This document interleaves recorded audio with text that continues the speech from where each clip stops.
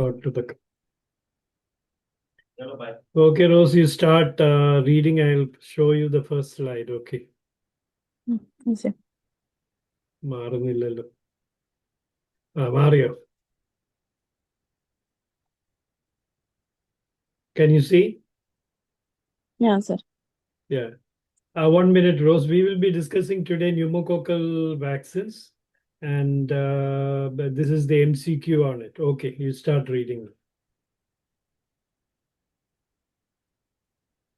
Why is 23-valent pneumococcal polysaccharide vaccine not recommended for routine use in children under 2 years of age?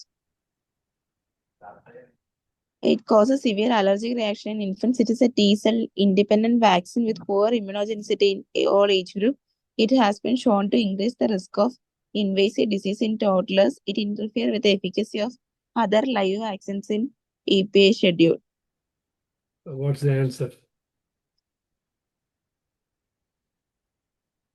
The T-cell. Yeah, it's not so difficult, is it? There's T cell dependent and T cell independent vaccine, polysaccharide vaccine, which are not conjugated to protein. Conjugate protein, wherever it becomes T cell dependent. Therefore, the immunogenicity is more. It can be given to children below 2 years. Okay. Why do we then we manufacture polysaccharide vaccine? Because polysaccharide vaccines are cheaper. All right. What's the next? Oh, answer. Okay. Yeah. Read it. It is a T-cell independent vaccine with poor immunogenicity in this age group. Okay, now you read the next question. Now, okay, okay, now come the answer. This is the it is given in the IAP immunization book. Therefore, that's I seeing it. If you give like this, you will immediately know what is happening. T cell independent vaccine that's poorly immunogenic below 2 years, have low immune memory, does not reduce nasopharyngeal carriage. See, that is very important. If it reduces nasopharyngeal and does not cause herd immunity. In pneumococcal vaccine, there is something called herd immunity. It is not the same as polio vaccine, where the virus is excreted in the stool. No. And then it goes into water and goes into somebody else's mouth. No. Here, the nasopharyngeal carriage, if it reduces the nasopharyngeal carriage, naturally, some other people will not be affected. Therefore, when you give a conjugated vaccine to a child, the nasopharyngeal carriage is decreased. Therefore, the people who are not immunized in the family, especially people who are above 50 years, will be protected. That's a very big advantage. This is called the indirect protection because it causes herd immunity. That's a very important thing. Okay. Read it.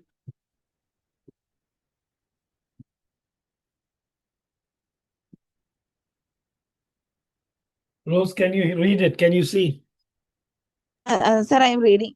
If 65-year-old diabetic patient received pneumococcal polysaccharide vaccine 5 years ago, he is due for revaccination. What is the primary concern with administering a second lifetime dose of pneumococcal polysaccharide vaccine 23? Development of immunologic hyperresponsiveness. Yeah, immunological hyperresponsiveness is this. What does it mean is that I'll give you the answer first. Okay, read the answer. Development of immunologic hyperresponsiveness. Okay, you can read what is in the bracket.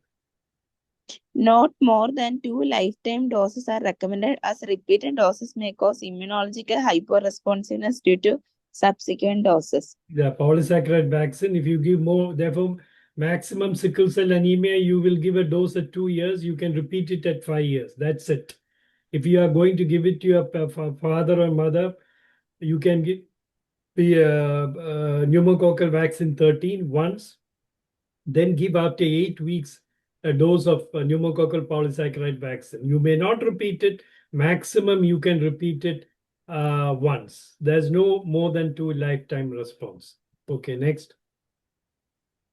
Which of the following is a key immunological advantage of pneumococcal conjugate vaccine over polysaccharide vaccine? Okay. They induces T cell dependent immunity and immunological memory. Over polysaccharide, yeah, that's we have already mentioned it. That these are simple questions which are starter you can call. Okay. Now we go to the read it. What is given? Pneumococcal conjugate vaccine. In order to overcome the immunological limitations of polysaccharide vaccine, the individual polysaccharides of a set of pneumococcal serotypes were conjugated to carrier proteins in order to make them immunologic in infants, confer more long-lasting protection, and induce immunological memory. Okay, that is we have given the answer. Can you read this? Pneumocil, a 10-valent pneumococcal conjugate vaccine from Serum Institute of India, is conjugated to which carrier protein?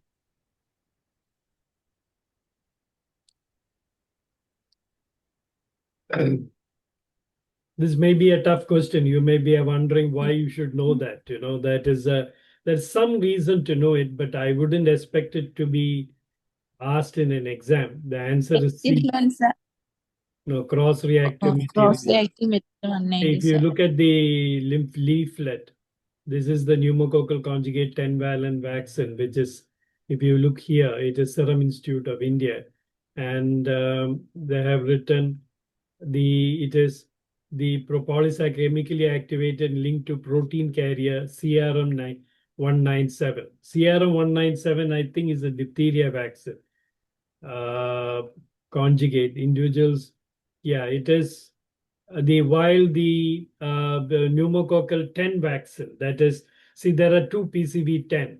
The PCV old, the PCV10 is Synflorix, and it is called PCV10.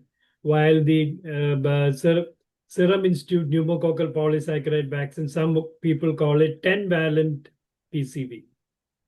10-valent PCV. And there's a difference in the carrier protein. This one carries CRM197.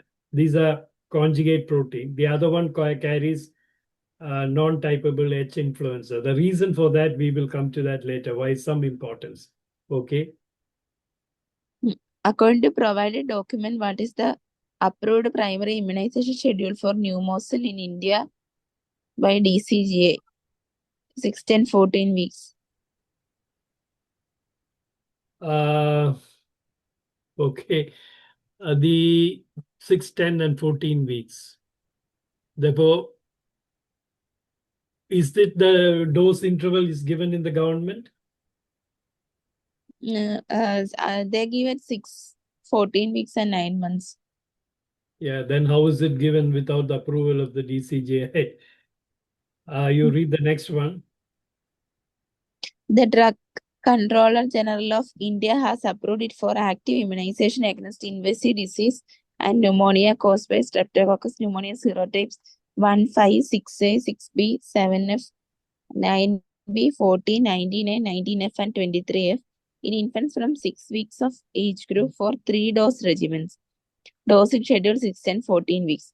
WHO has approved it for active immunization against invasive disease, pneumonia, and acute otitis media caused by Streptococcus pneumoniae serotypes 1, 5, 6A, 6B, 7F, 9B, 14, 19A, 19F, and 23F till the age of 2 years. Okay, now there's here the immunization schedule is not here. See, you here they have given up to what age? 6, 10, and 14 weeks alone is approved. See, the drugs controller of India will approve it only if that particular medicine, a particular vaccine, is given in the schedule in India, and there is a trial. And but yeah, you understand they have done only 3-0 schedule, that is 6, 10, and 14 weeks. They have not done a 2+1 schedule.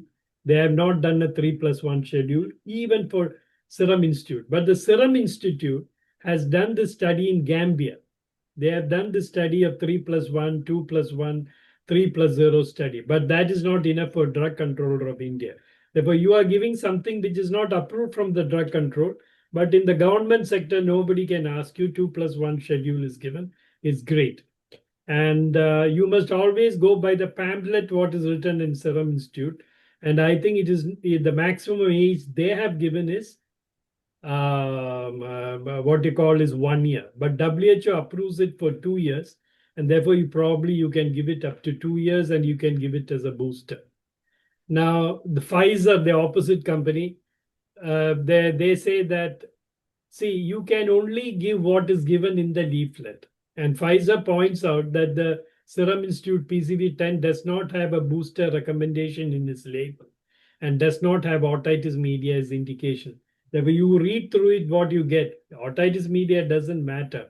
But if you don't have a recommendation for booster dose, then you have to be a little careful when you give it in private practice. Booster dose is second year, I think.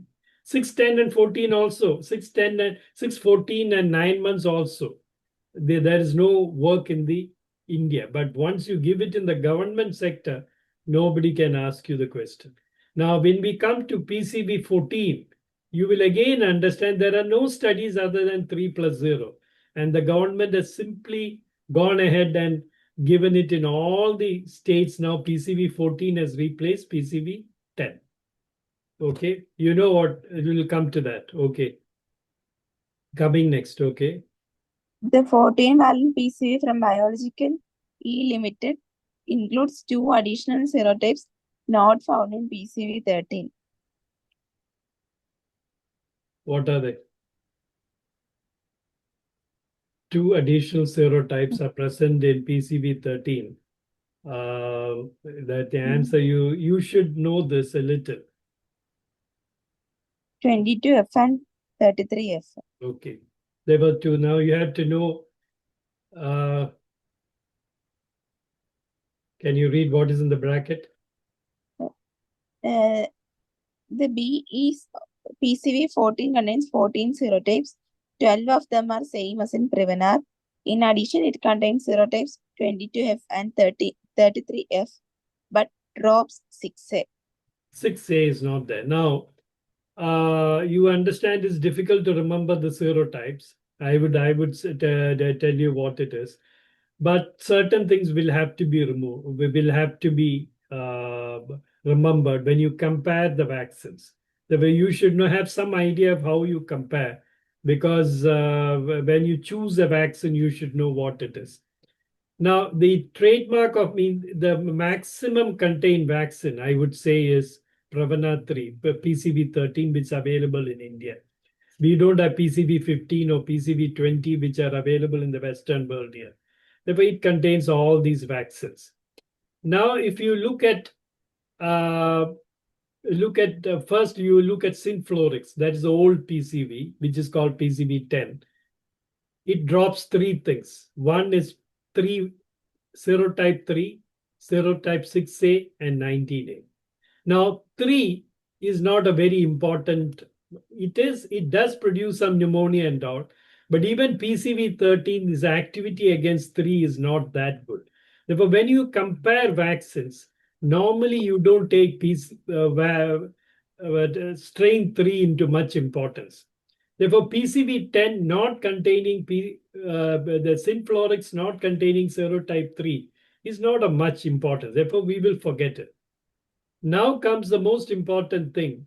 You see, if you compare between, you have to compare between Synflorix and Pneumococcal. This is Synflorix, does not contain 6A and 19A, while this contains 6 and 19A. Okay, this contains 6 and 19A. And but these are important pathogens. But PCV, the Serum Institute PCV drops 18C and 4, which are present in both Synflorix and PCV 13. So these are important points. And PCV 14 contains 2 additional things, which are 22F and 33F, but it does not contain 6A. I think you have to remember this. These things may have to be remembered. We are mainly concerned with PCV 10, 10-valent PCV, PCV 13, and PCV 14. Therefore, you will have to remember as we compare, as we go along, 4 and 18C are not present in 10-valent PCV, but in PCV 10 and 13. 10-valent PCV has 6A and 19A, but not 3, not 3A, not 3. Therefore,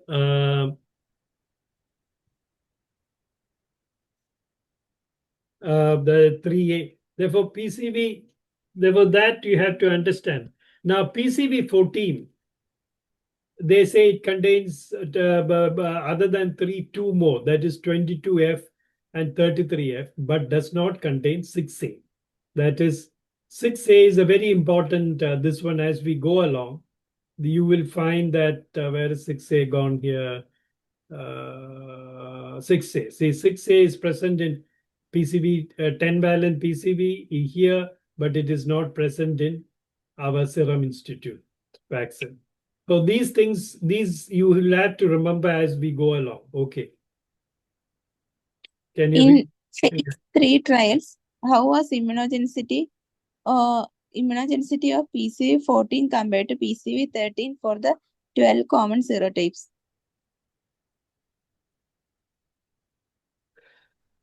It was found to be superior. See, what is not is when you do a new vaccine comes in, when a new vaccine comes in, how do they approve it? You can't give that vaccine and compare it with persons who are not given vaccination because it's not ethical.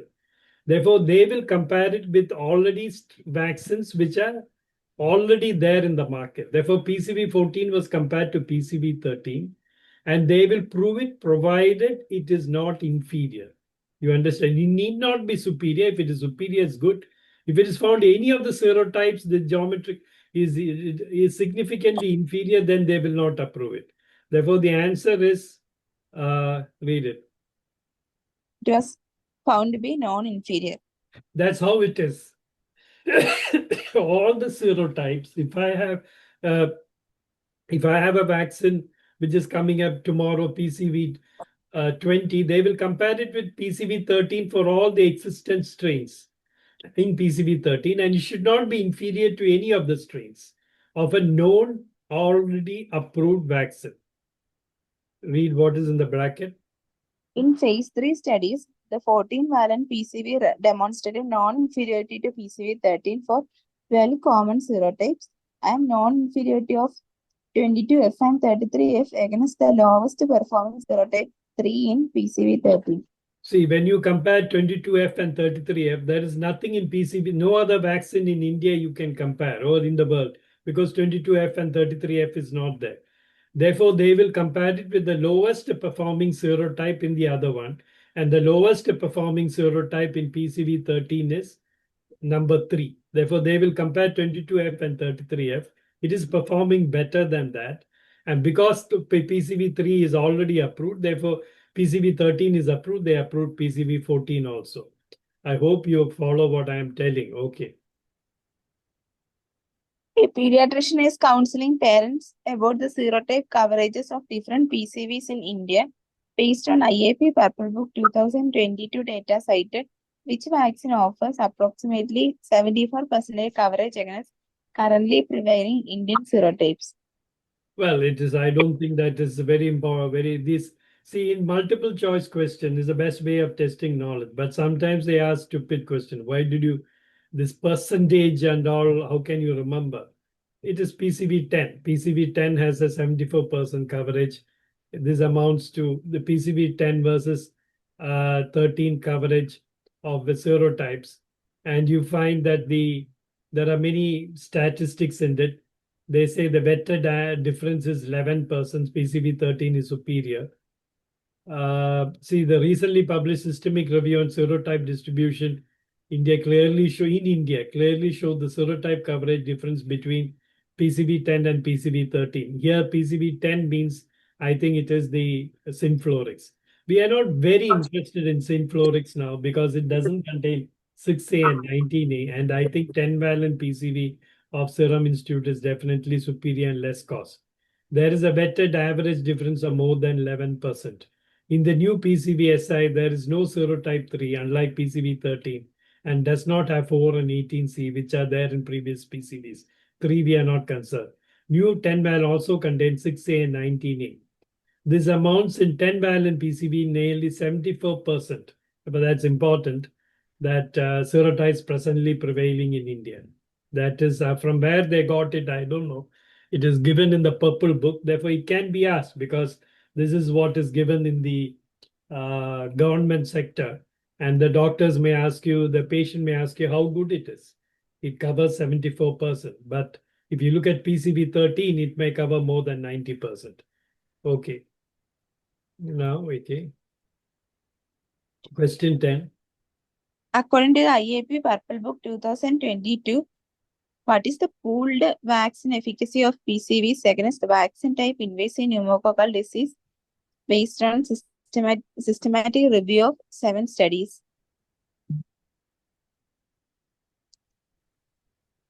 Pooled efficacy of pneumococcal disease is systematic review of 7 studies. Again, you may not know it. I know that it is 80%. Okay, 80% is now. Remember this. What is invasive pneumococcal disease? What do you mean by invasive pneumococcal disease? That is what causes death, is it not? That's why you think that invasive pneumococcal disease is where you are very much interested in preventing death and all that. And therefore, my question here is, what is invasive pneumococcal disease? See, the pneumococcal produces many invasive and non-invasive. Invasive is meningitis, septicemia. These two are invasive diseases. The other disease, pneumonia, is not invasive because unless there is a blood culture becomes positive, in which case it becomes a septicemia. Therefore, pneumonia, otitis media are non-invasive pneumococcal disease. Okay. Therefore, in pneumococcal disease, the invasiveness, a pooled efficiency of PCV is 80%. But let me tell you this, that the mortality and morbidity and even pneumonia after pneumococcal vaccine was induced has made a huge difference. Okay, read it.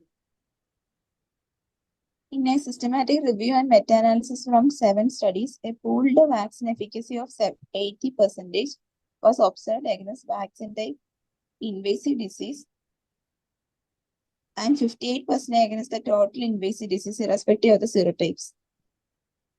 Okay. Therefore, that's fine. Now we'll go to the, it's not going, why it's not going?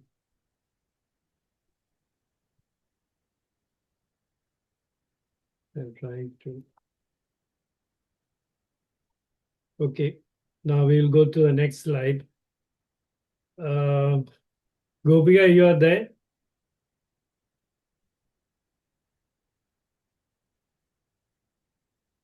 Gopika, you are there or not? She's logged in and gone somewhere, I think. Lasima, you are there? This is the way they join the meeting. Just imagine that. Okay, now you Yes, read sir. it. Gopika, Yes, where sir. are you? See, you should be ashamed. Last semester. In spite of leaving the hospital, is coming, and whenever she's not on duty, she joins exactly on time. And you people are not, none of you joined even at 9:40 when I looked at it. I don't know whether this is, but for people like Rose and some other people like Anju Kanmani who keeps writing to me to continue this, I wouldn't have continued this teaching program. Anyway, you read this. In clinical trial, the efficacy of PCBs against radiologically confirmed pneumonia using WHO criteria was primarily measured against A. Pneumonia caused by any serotype of Streptococcus pneumoniae. B. Pneumonia caused by Haemophilus influenza. C. Pneumonia from any cause associated with alveolar consolidation. Only bacteremic pneumonia. What's it?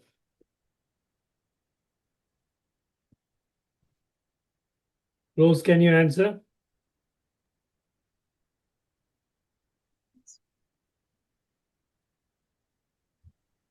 Well, it is pneumonia from any cause associated with alveolar consolidation. See, you should understand when we study for pneumonia, whether it is effective, pneumococci, you can't identify the pathogen in pneumonia because what is identified by throat suction is need not be the pathogen of the cause of pneumonia. Alveolar consolidation is different from interstitial consolidation. Whenever, I hope you know what's the difference in the X-ray of alveolar consolidation and interstitial pneumonia. Interstitial pneumonia is usually viral. A mycoplasma can produce both alveolar and interstitial, but usually it produces interstitial. Alveolar consolidation is supposed to be bacterial, but it can be H. influenza, it can be Staphylococcus, any organism. But when you do a study, you can only study against the alveolar consolidation. Therefore, there is some problem in that. It may not even be a pneumococcal pneumonia. But anyway, you read the next line. Okay, efficacy. Read it, Gopika.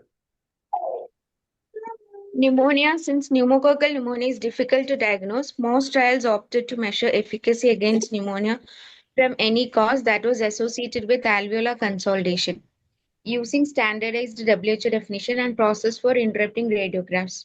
Given the diversity in vaccine formulations and vaccination schedules used and in the populations in which the vaccines were tested, the results were remarkably consistent. Based on studies of PCV7, PCV9, and PCV11, according to Cochrane Systemic Review, the pooled estimate of vaccine efficacy against radiologically defined pneumonia was found to be 27%. The impact of PCV was observed in both WHO-defined radiological pneumonias and the pneumonias which do not satisfy the criteria for this definition. Now, when you say 27, you will be shocked. But even then, it is PCV7, PCV9, 11, none of which we are using now. But even 27 is a very big thing because pneumonias are very common. But remember here that people will say, then how can you say you are not knowing the organism and then you are telling it is effective? But whatever be this, there is a remarkable consistency. This is the most important. Vaccine formulation, vaccine schedules used, the results were remarkably consistent. We could get consistent results. Therefore, it shows that it had a definite effect. And people like us who have seen pneumonia in children before the H influenza and pneumococcal vaccine came into existence, there's a paradigm change. There's a huge change I would say, a tectonic change in the pneumonia in children. Okay, read it. The protection against otitis media observed with a 10-year Can't see it.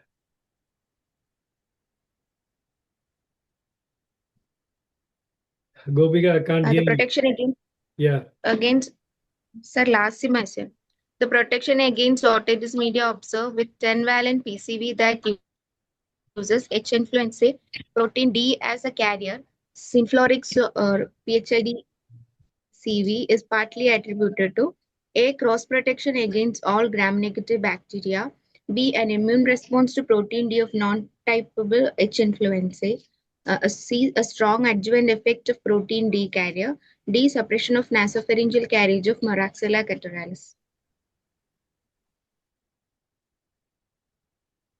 Can you answer this? Rose, can you answer? I hinted at this. See, the carrier protein for Synflorix is non-typable H influenza type P. Now, the carrier protein for PCV13 is CRO. Now, in immune response to non-typable HA is the vaccine. Now, we'll come into that. You should read what is in the bracket. What is in the bracket? Can you read?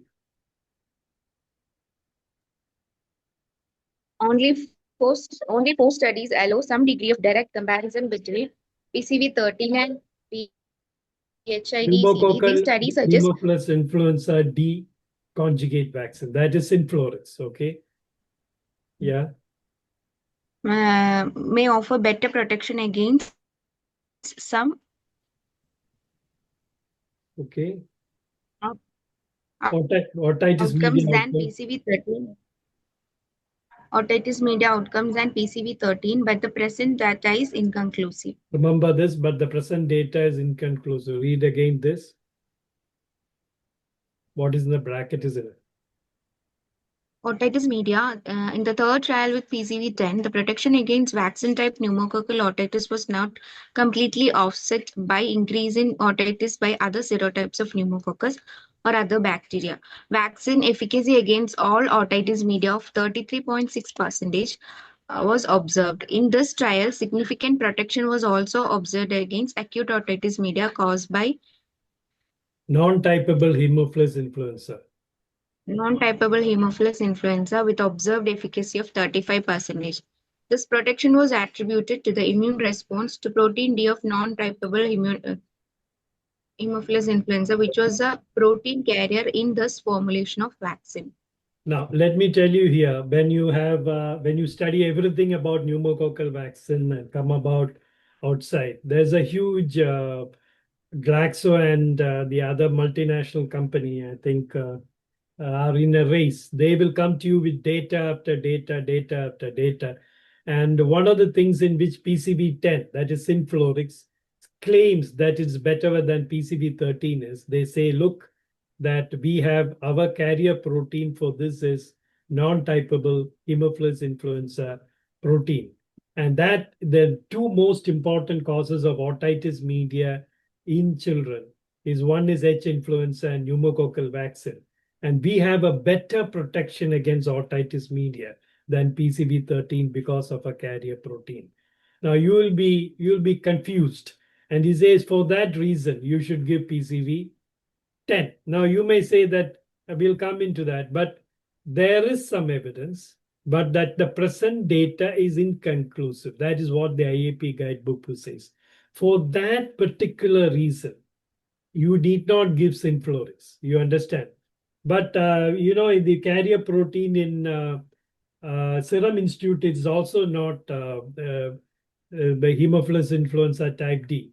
Therefore, they will say this is superior to that because of this. No. Actually, now Synflorix is on its way out because it does not contain 6A and 19A, which are very, very important pathogens for pneumonia and invasive pneumonia. We are more concerned about that than otitis media. But the problem is there's something which he will enforce you, which is correct also. See, everybody is concerned of meningitis, bacterial sepsis, bacteremic pneumonia. These are called invasive pneumococcal disease. Okay, whenever you have a blood culture positive in a pneumonia, it becomes invasive. Blood culture negative, it is non-invasive. Now, the protection for this is much higher than pneumonia, and for pneumonia is much higher than otitis media. But the otitis media protection may be only 27%, but it is so prevalent that the impact that a vaccine has on the morbidity and mortality, morbidity especially, is much better if you have a coverage of otitis media. Therefore, remember this: as the severity increases, the prevalence decreases, and also the impact decreases. Pneumonia is at least 100 times more common than meningitis, and otitis media may be much more common than this. Therefore, remember, whenever a person comes and tells you, look, protein D, Synflorix has got protection against otitis, yes, there is some evidence. But according to the systemic review and all, this is not very significant in IAP Guidebook 2000. Therefore, we are not going to change the vaccine just because otitis media protection is higher. But otitis media protection is very important. Therefore, that is what you get in this particular. I hope you understood this. This is because of the carrier protein in it. Can you read this? Yeah. Vaccine effectiveness. Many countries in which PCVs were introduced as a part of routine immunization have shown a reduction in vaccine type invasive disease, not only in the targeted children but also in older populations. As a result of the indirect effect of the vaccine through a reduction in nasopharyngeal carriage and transmission of the organism. Yeah, there was a beautiful diagram, which is what is indirect effect means. I vaccinate a patient, okay? I vaccinate the child. The grandfather gets protected. How does he get protected? Because children are very, very lovable, but they are also very, very dirty. They put their nasal secretions everywhere, spit everywhere, and everybody kisses them. Therefore, their secretions go into that. Therefore, whenever the nasopharyngeal carriage of a vaccine, not only the protection for the child, the nasopharyngeal carriage of that particular strain is decreased, especially 19A, which is a devastating pathogen in old people above 60. Therefore, it protects them. Therefore, when you vaccinate, the direct protection is only up to 5 for children up to 5 years maximum. But 5 to 65, 70, indirect protection acts, and PCV 13 is supposed to be more effective. Therefore, they can ask you what is direct protection, what is indirect protection. And then they may ask you, is this herd immunity? Well, it is herd immunity to a certain extent because it protects the others who are not vaccinated. But it's not in the same meaning as a polio vaccine. Polio vaccine, the stool, the virus is excreted in the stool, and the virus goes and Sabin virus goes into the mouth of other people and causes just like OPV direct protection indirectly. But here also there is a protection, indirect protection, not to the people who are vaccinated. Okay, can you read?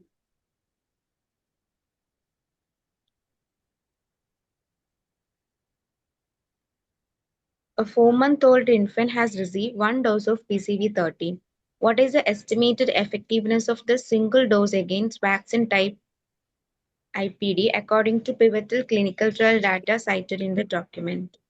It is. I am sure you won't know it, but it is 48%. Single one is 48%. Now, effectiveness of incomplete, you can read it. I don't expect. Effectiveness of Yeah. incomplete series. Significant effectiveness against vaccine type IPD in children less than 5 years was reported for PCV13 in 3+1 and 2+1 schedule, and for PCV10 for 3+1 and 2+1 schedule. In pivotal clinical trial, the effectiveness of 1 dose of PCV13 was estimated at 48%, 2 doses 87%, and 2+1 doses at 100%. 1 dose catch-up for toddlers showed 83% effectiveness. But this is a little doubtful, 2 plus 100. But what you should know here is 3 plus 1 is 86 to 96%. 2 plus 1, this is what we give in our hospital. 2 plus 1 is what is given in the government. It's only 67.2 to 88.6%. And 3 plus 1 here for PCV10 is 72 to, this is Synflorix, 72 to 100 plus, and 2 plus 1 is whatever you say, 3 plus 1 schedule is the best. 2 plus 1 comes less.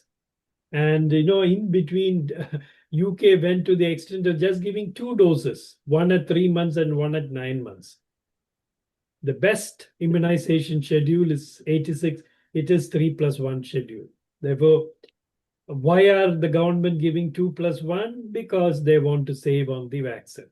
That's the only thing you can cause, but it is definitely inferior. Remember this, it's given even in the IAP immunization book. You don't have to go anywhere else. But if you ask any IAP presentation or government doctors talking, he won't agree to this. Okay. Let's go to the next slide. 40 for a 9-month-old child.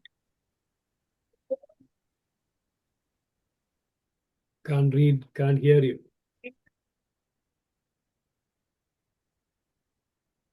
Can somebody else talk? For a 9-month-old child who is completely unimmunized, what is the recommended PCV catch-up schedule according to the IAP Purple Book of 2022?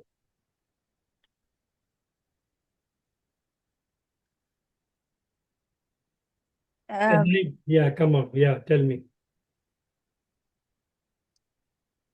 Quick. I can't hear. It's a 3 primary doses at a 4 weeks interval and no booster is needed. Okay. Rose, you didn't attend my early classes. Okay. Is there 2 2 primary? primary doses at a 4 weeks interval followed by a boost in the second year of life. Now, how it is up to 6 months, you will give all 3 plus 1. Okay. 6 months to 12 months or 11 months, you can say completed, you give 2 plus 1. That is 2 doses, 4 weeks interval, and then you give the third dose in the from 9 months to 15 months, anytime, 3 doses. Therefore, 4 doses become 3 doses when you are 6 to 12. 12 to 24 months, you give 2 doses. 2 doses. I hope it will come up as we go along. That is only apart by 8 weeks. and about 24 months, PCV13 single dose, and PCV10 two doses, 8 weeks apart. I hope it comes up. Okay, now you go ahead. Regarding the 14-valent PCV from biological E, what is the current IAP ACV recommendation for its use in a 3+1 schedule? That is with a booster dose. What's the recommended?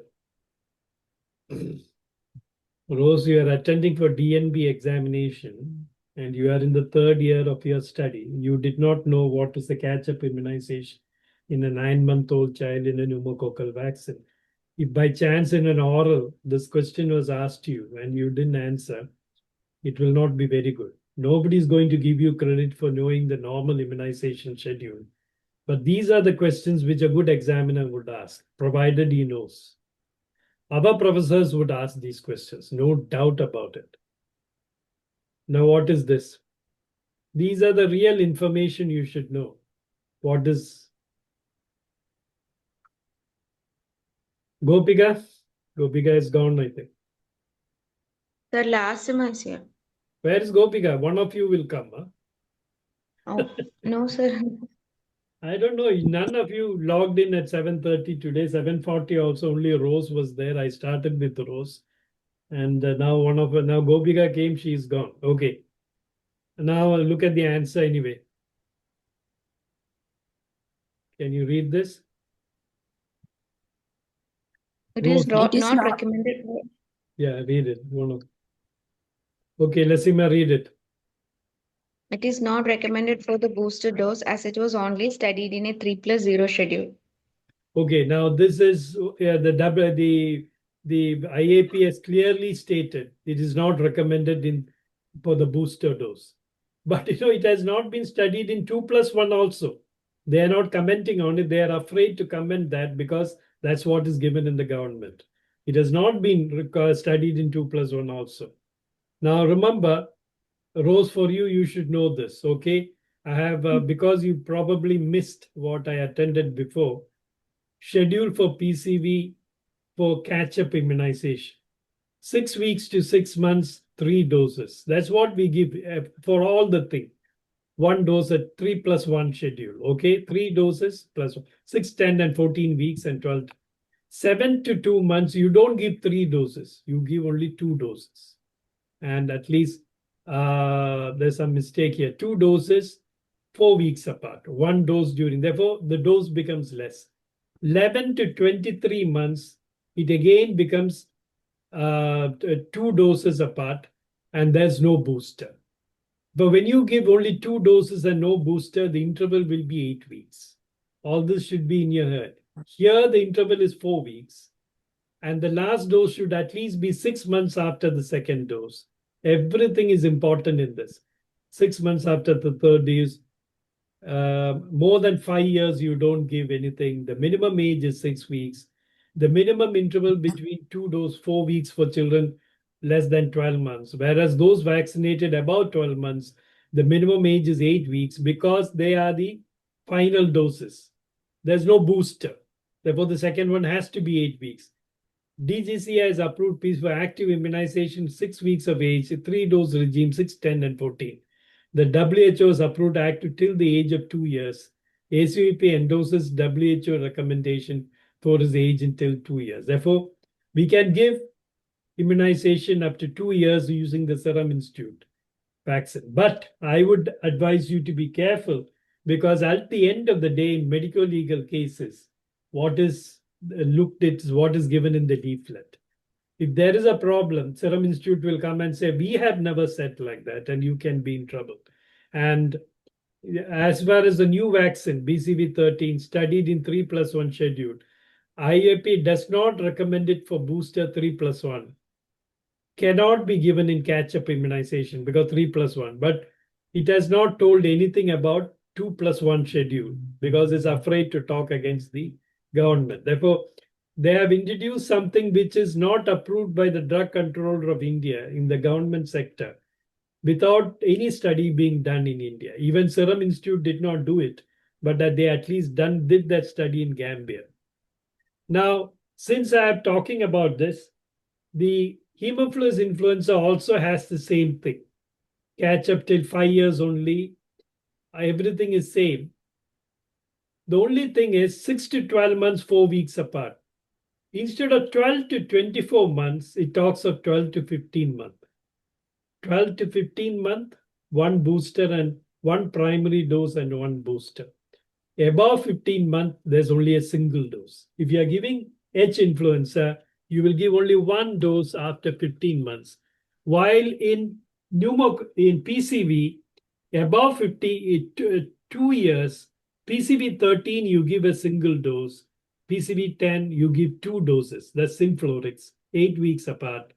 PCV 13, 10-valent PCV Serum Institute and PCV 14, you cannot give about 2 years.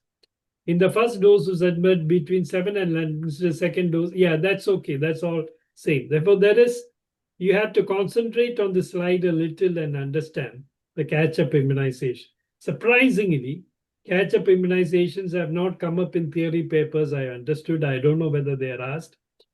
In fact, in our PRS, the previous nurse there, Shija, I think her name is, I forget, Shiny or Shija, she knows vaccination very well, but she keeps on coming and asking about this. Finally, I printed and gave it and kept it in the, so that they won't make mistakes on that. This is a little complicated, but you should know it.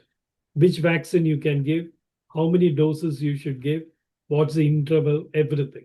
It was a very important slide. Okay. Okay, go back to Lasima, read it now. Which of the following is not a common adverse event associated with pneumococcal conjugate vaccines?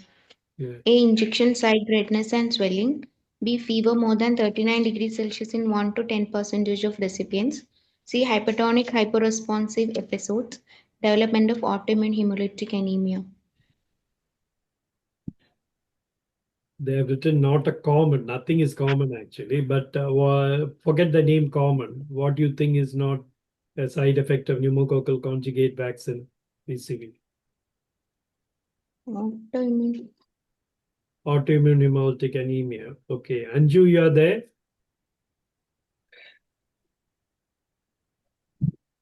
Yes, sir. Yes, sir. Okay, I'm here only. good. Thank you for joining. Okay. I should be. All right. Now, in this case, it's a very interesting because if you say autoimmune hemolytic anemia, that's the right answer because it doesn't produce it. But funny, what you should note here is that hypertonic hyporesponsive episodes, which are supposed to be due to this DPT, are also present with pneumococcal vaccine. That's what you should realize in this. Okay. Therefore, this is what I wanted to point out, the main adverse effect. All are safe temperature, everything is there. Diarrhea also is there. But what surprised me was nervous system disorders, including convulsions and hypertonic hyporesponsive episodes are reported. Okay. If you develop a convulsion, we invariably attribute it to the pertussis component. Remember, it can be due to pneumococcal component also. That's what I want to stress. Next. Serotype replacement in the context of pneumococcal vaccination refers to A. The need to replace an older PCV formulation with a newer, higher valent one every 5 years, an increase in nasopharyngeal carriage disease caused by non-vaccine serotypes after vaccination. C. The phenomenon where antibodies against one serotype provide cross protection against another. D. The replacement of PPSV 23 with PCV in national immunization programs. What's the answer? What is serotype replacement? It can be a short note for you. Serotype replacement. So this is one major factor, where we are chasing the pneumococcal, and when first was PCV 7, PCV 13, PCV 10, then PCV 13, now PCV 14, 15, 20, 24 also is coming, I think. You keep on changing the serotype. What happens? The nasopharyngeal carriage of those serotypes becomes less. But what it happens, something else comes and lodges there. That is non-typable pneumococci and the not present in the vaccine. And many of them are drug resistant. Therefore, there was a huge problem telling that serotype replacement will occur. Therefore, don't keep chasing the serotypes. Now, remember, this is a very tricky app. Read what the answer is. Therefore, serotype replacement in the context of pneumococcal vaccination refers to an increase in nasopharyngeal carriage and disease caused by non-vaccine serotypes after vaccination.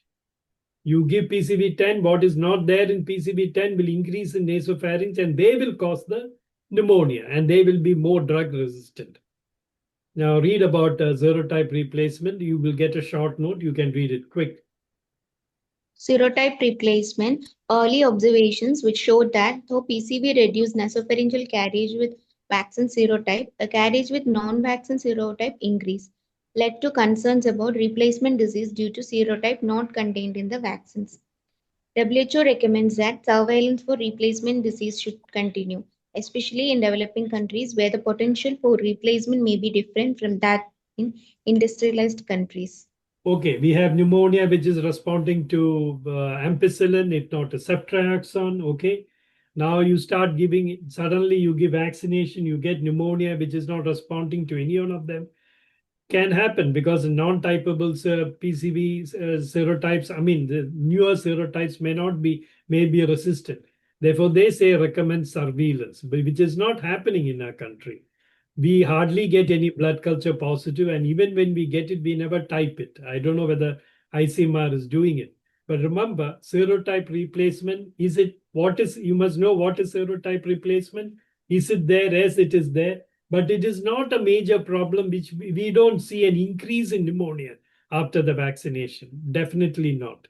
And we don't see no drug resistance because of that. But surveillance is important.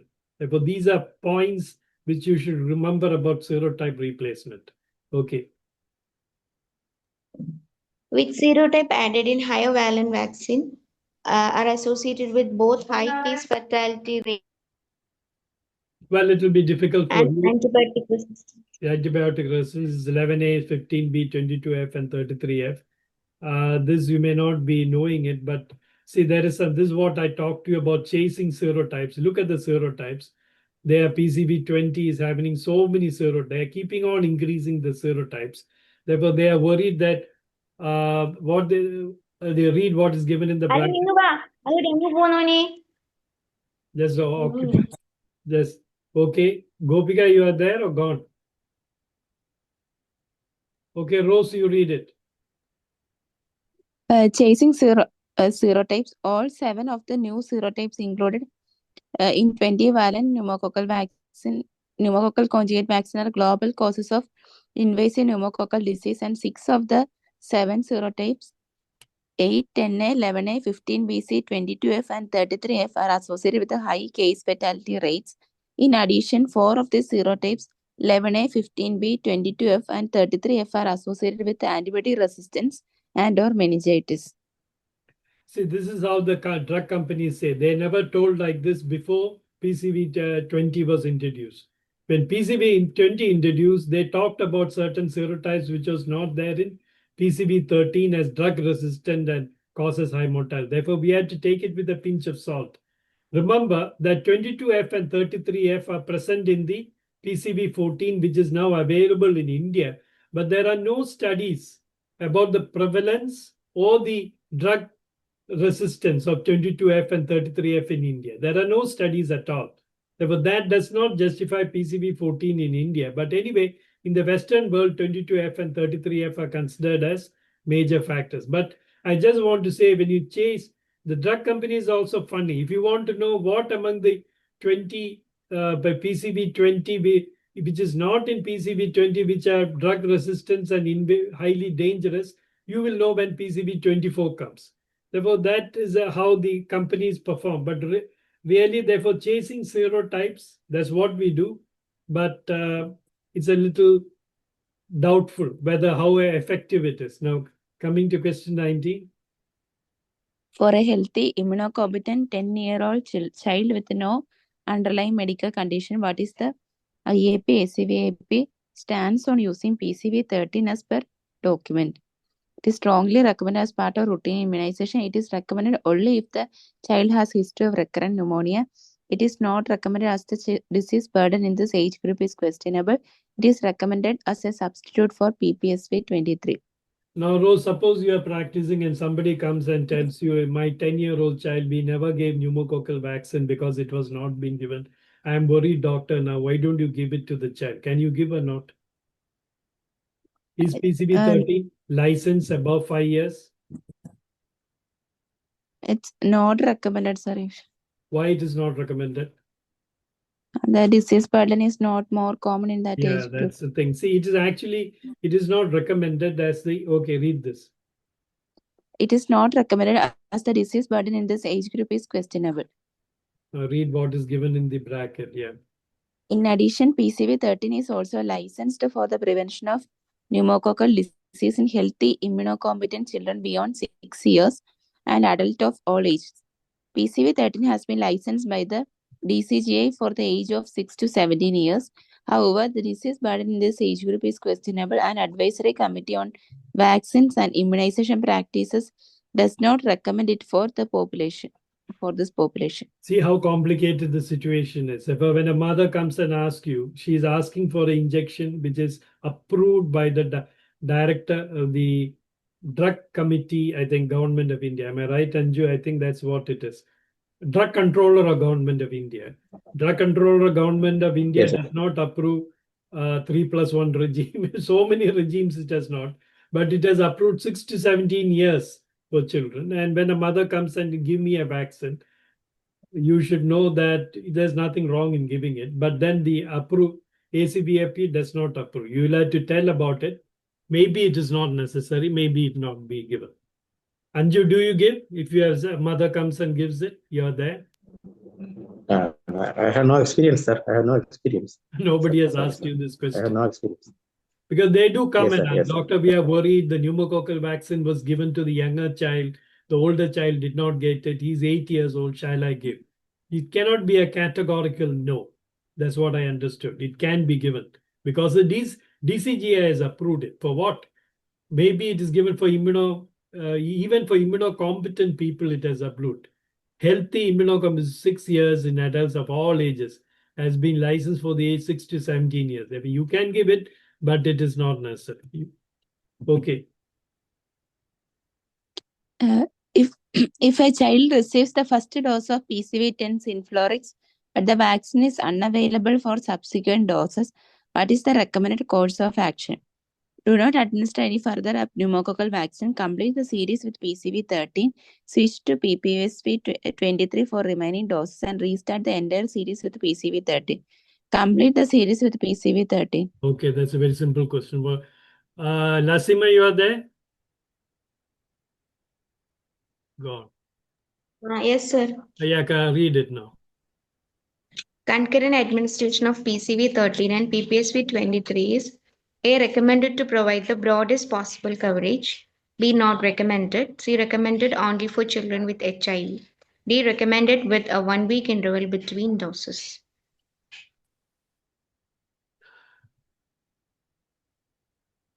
What's the answer? Not recommended. Not recommended. You can't give it at the same time. Not recommended. The answer is this: concurrent administration of PCV13 and PPV23 is not recommended. Suppose you give PCV13, when can you give the pneumococcal vaccine for sickle cell anemia? Suppose a patient is not, after completing PCV13, how long later you can give? I think it is 8 weeks. 8 weeks later only you can give. Okay. All right. Now, next question. Okay, tell. The primary correlative protection for licensure of new pneumococcal conjugate vaccine as per WHO is a 4-fold rise in antibody titer for each serotype. B. A serotype specific IgG concentration more than 0.35 microgram per ml measured by WHO reference assay. and OPA titer of more than 1:8, more than or equal to 1:8 for all serotypes, a 50% reduction in nasopharyngeal carriage. What is OPA? What does OPA mean? Opsogenic phagocytic antibody. We'll come to that, okay? Therefore, all, Serotype specific yeah, read it. Serotype specific IgG concentration of more than 0.35 microgram per ml measured by WHO reference assay. Yeah, for each this one, you should have a serotype specific IgG concentration more than 0.35. Then only it will be approved, okay? If you are bringing a new vaccine, then it should be non-inferior to the response to the previous vaccine, okay? You can read it now. Vaccine immunogenicity and efficacy. Serological correlates of protection. Any new PCV has to meet the following criteria laid down by the WHO. Immunoglobulin G for all common serotypes collectively and not individually of IgG of more than or equal to 0.35 microgram per ml measured by the WHO reference assay.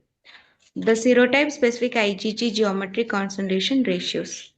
Then immunogenicity comparisons of opsonophagocytic activity antibody titers of serotypes that are common to new vaccine and the license comparator should focus on serotype specific geometric mean titer ratio rather than the previously used threshold functional titer of more than 1:8.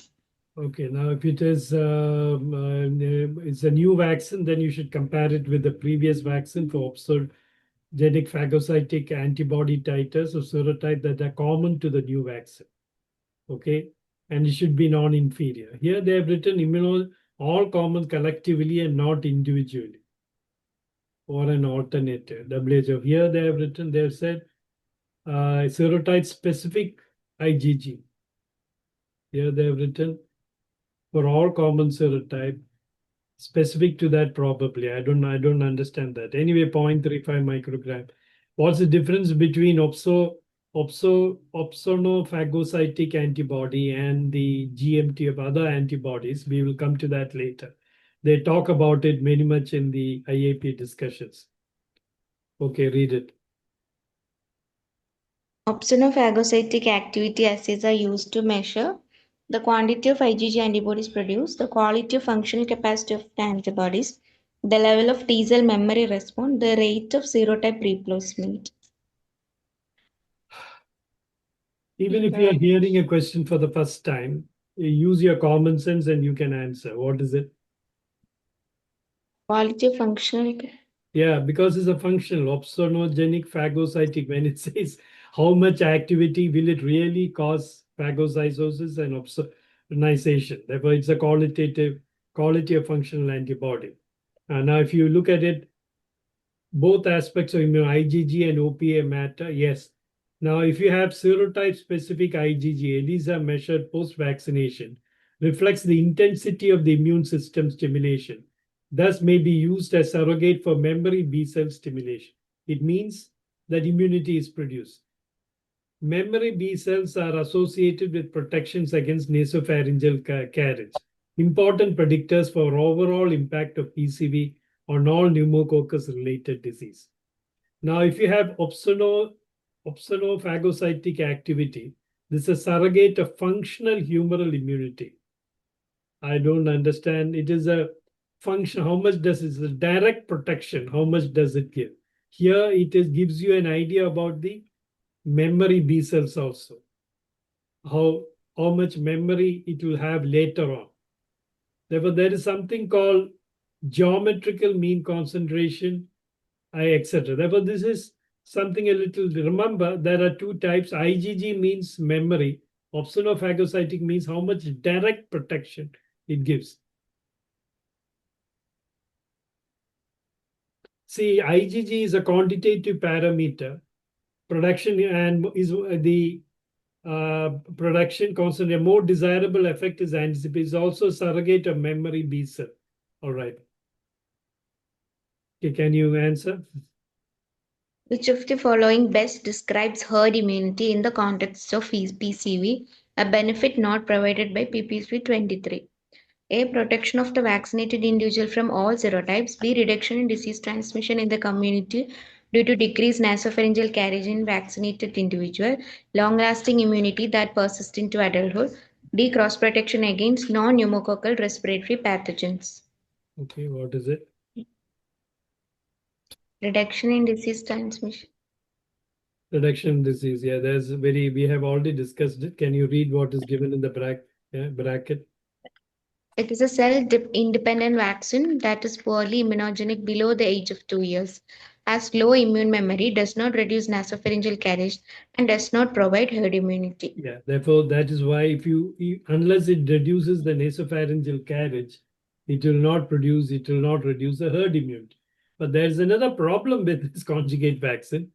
It goes and reduces the nasopharyngeal carriages of the strains which are there in the vaccine. And what does it happen? Therefore, the serotype replacement will take up in conjugate vaccine. Remember, serotype replacement has not become a major public health problem. But we have to, when the WHO says do surveillance, it means you have to be very careful. It can happen at any time. The new strains may come, non-typable strains may come, especially in H influenza. And what happens then is that it may be drug resistant. That is a threat of this.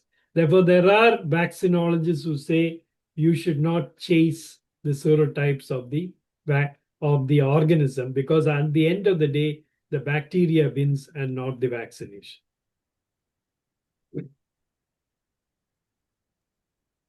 What was the finding of a study on PPSV 23 in HIV-infected adults in Uganda? A. It showed excellent efficacy in preventing pneumonia. It showed no effect on the incidence of pneumonia. C. It showed an increased risk of pneumonia among vaccinated individuals. D. It led to significant reduction in viral load. What do you say?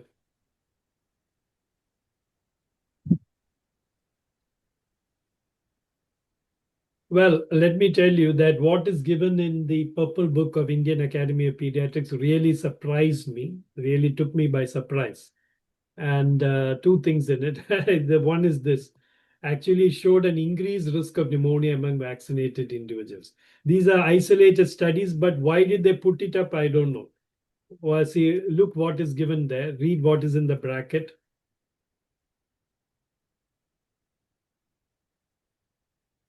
Can you read it? One study in Uganda in HIV-infected adults showed an increased risk of pneumonia among those vaccinated with PPSV 23. Remember that pneumococcal polysaccharide vaccine 23 is given to immunosuppressed patients, classically given for patients with sickle cell anemia, immune deficiency. But nowadays in the Western world, when pneumococcal vaccine 24 comes conjugate, there may be no need for this polysaccharide vaccine. In India, we have only up to PCV13. Therefore, why are we giving an immunocompromised patient? Because it has a better coverage. And when you say that a study in Uganda showed increase in pneumonia, it was shocking. Now we'll go back into it, okay? Can you read it? A 3-year-old child with nephrotic syndrome on immunosuppressive therapy is due for pneumococcal vaccination. Which statement is most accurate based on the document's information on PPSV 23? PPSV 23 is highly affecting this population. There is no evidence of efficacy for PPSV 23 against invasive disease in highly immunosuppressed individual. PPSV 23 should be given before PCV 13 for the maximum benefit. 23 is contraindicated in children with nephrotic syndrome. What's the answer?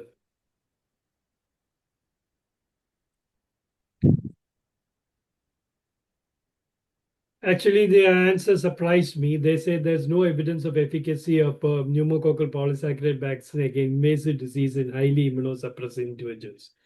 Actually, we give it for that, and they that it is not effective. It was just told in some book. In some article, I would have just ignored it. But when they have given it in the, what have they written? They have written these two: study in Uganda, HIV is not effective, and look what is written here.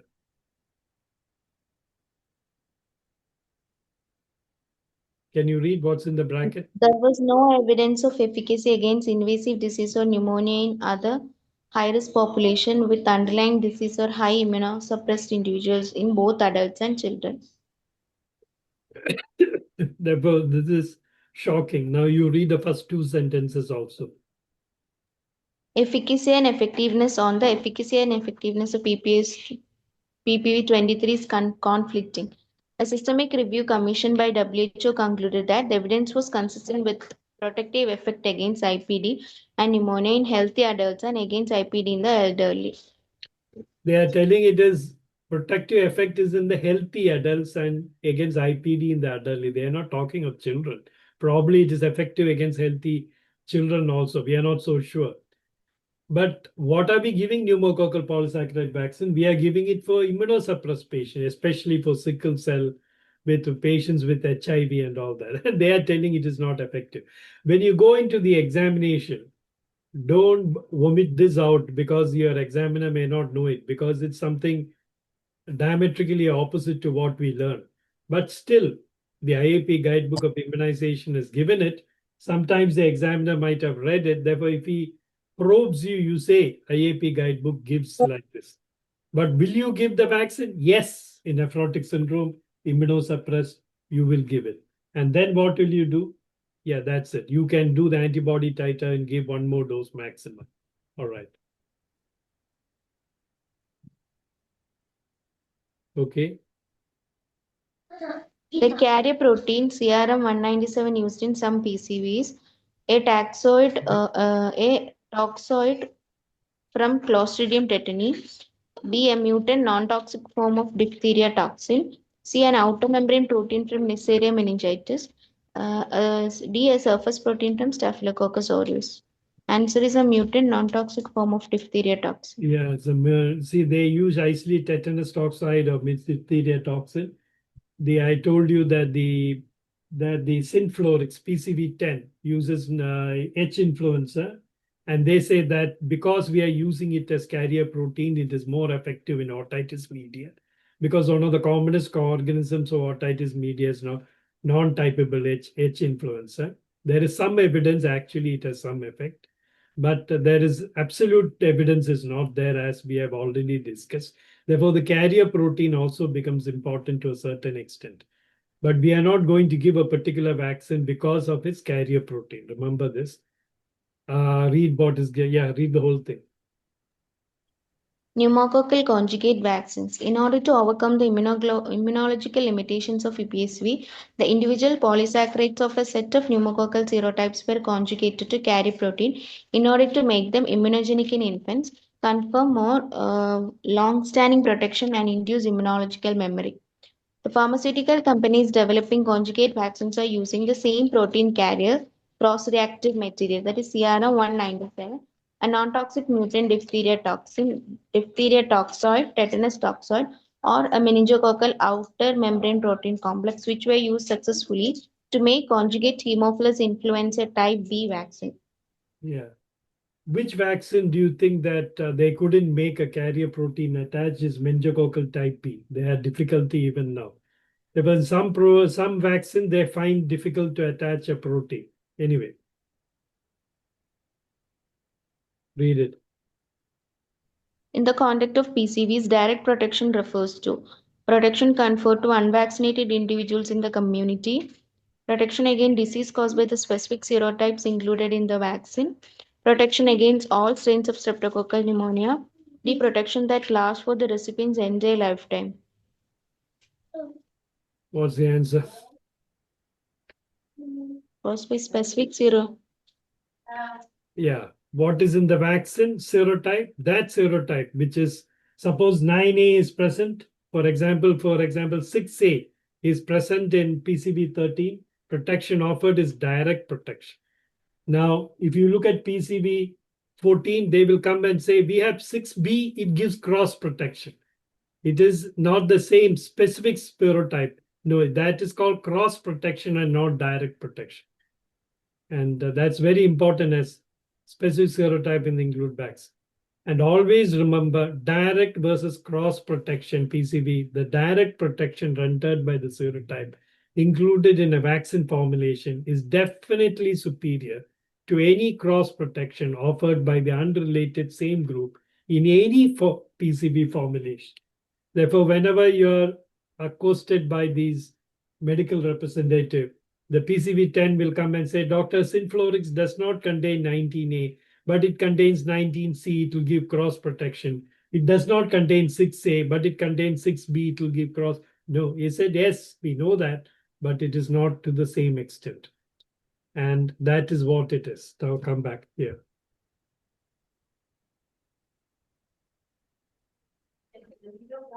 According to the IOP document, what is the minimum interval between the last primary dose and the booster dose of PCV for a child who started their series late?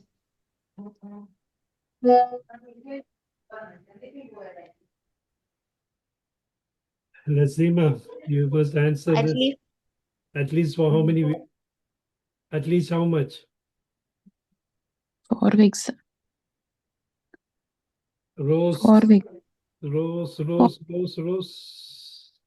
Between the last primary dose and the booster dose. The last 8 weeks. 8 weeks. You understand? This is the minimum interval. That's why when you give 2 doses in the second year of PCV, you give 8 weeks apart because second dose is the last dose. And similarly, when you give 2 + 1, it's better to give it after the primary dose after 6 months, but you can give it after 6 years also, 6 weeks also. Remember this, yeah? Remember that the interval between doses very important. Interval between 2 killed vaccines is 4 weeks. So is live viral vaccine, the primary doses. You can give up to 3 days before that. Suppose somebody is saying, I'm going to Gulf, I'm going early, doctor. You can give a kill vaccine 3 days before the due days. But if you give 4 days before, it cannot be calculated. As well as live vaccine are concerned, the minimum interval has to be 4 weeks. There's no concession in that. And between the booster dose and the last dose, it should be minimum 8 weeks. But in certain conditions like varicella, I think it is 3 months. In HPV, it is 5 months. Therefore, it goes with the vaccine also. You have to know it, vaccination. Generally, PCV, it is 8 weeks. Okay. Now, what is at least 6 months after the third dose? That is, what is the 6 months? The booster dose. Booster dose is given 6 months. And here, 8 weeks apart, 2 doses. This is wrong here. 2 doses when you give 12 to 23 months. The second dose is a booster. There's no primary here. The second one becomes a booster. Therefore, it should be given 8 weeks apart. Normally, primary doses are given 4 weeks apart. But when is the third dose is given, it should be 6 months after the primary dose. That's what PCV 13 says. Okay.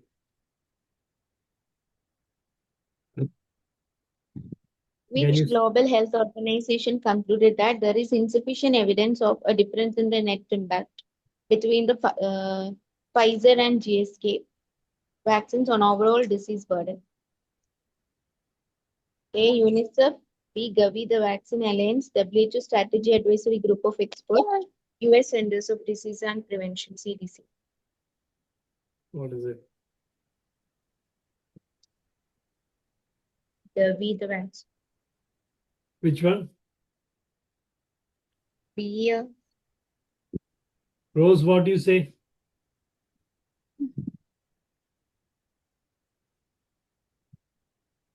Remember, what's insufficient evidence in net impact? What's the difference between efficacy, effectiveness, and impact? What's the difference between these three? Rose, can you answer this? When you were there in PRS, I not only taught you this, I put it in the examination. You wrote the answer for that also. What's the difference? You look at the question papers which we have put. This is a main question which I have. What's the difference between efficacy, effectiveness, and impact? Beautifully given in the IAP guidebook.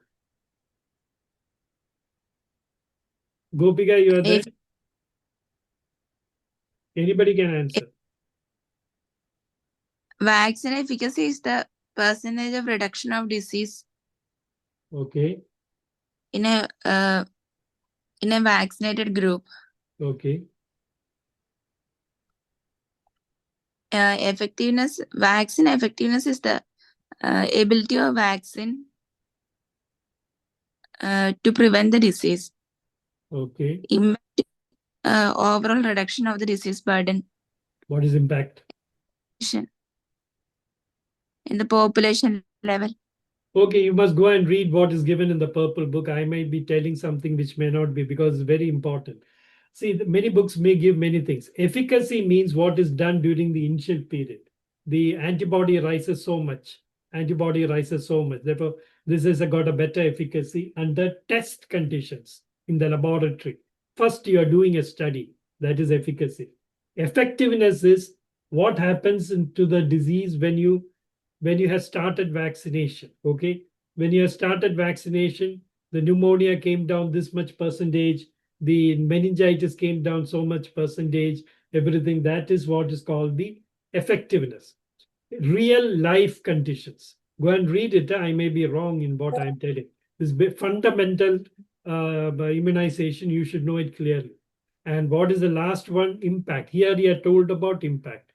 You go and talk to the health secretary tomorrow and say pneumococcal vaccine, blah, blah, this much meningitis reduction. He says, I am not interested in all this. I am interested how much will the mortality be reduced? How much will the morbidity will reduce? What is the impact on the health of the child, health of the children? Therefore, that is called impact.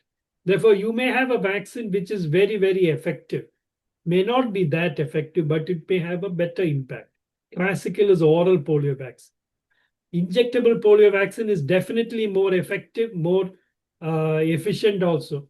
But the impact may be less because you had to give it by injection. Oral polio vaccine, though it is less effective, may be more having an impact because you can give it orally. But there's another aspect of it. Oral polio may have a less impact because storage becomes a problem. Therefore, the impact is a sum total of everything: the acceptance of the patient, the cost of this everything. Now here, the answer to is when you compare vaccine, there's a problem. He says, I'm spending some time here. When you're giving vaccination in the government sector, you don't have to choose. The government has chosen. PCV14, you have to give it, no answer. Therefore, you have no legal or ethical problem. But when you give a vaccination to a child in a private sector, he is coming to you for the best vaccination available. And what does it say? PCV13 and PCV10 has the same impact. Therefore, you can give either of the vaccines, Rose. What do you think? Now we will come to the choice of the vaccination. Which is better? WHO said both the same impact. You understand? This WHO advisory committee vaccine. Remember, WHO is also a little, they at least want two vaccines because otherwise the company will rake up the cost of the vaccine very much. They want competition. Remember that.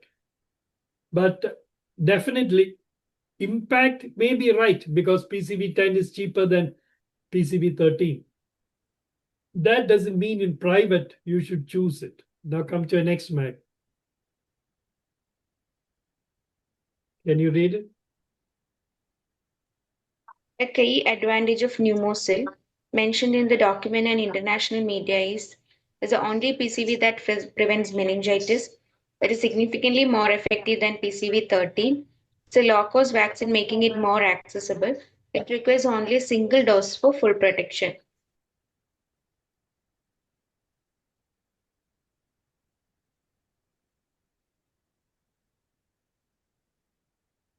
Can you read it? Is it difficult? It's a cost effective, making it more accessible. Yeah, it's more cost effective. But I think PCV 14 is less costly. I don't know. It's a low cost effective, making it accessible. You know, the Lancet has come about with an article, low cost pneumonia breaks into the global market. Breaks into the global market. That's what they said. Remember what is written.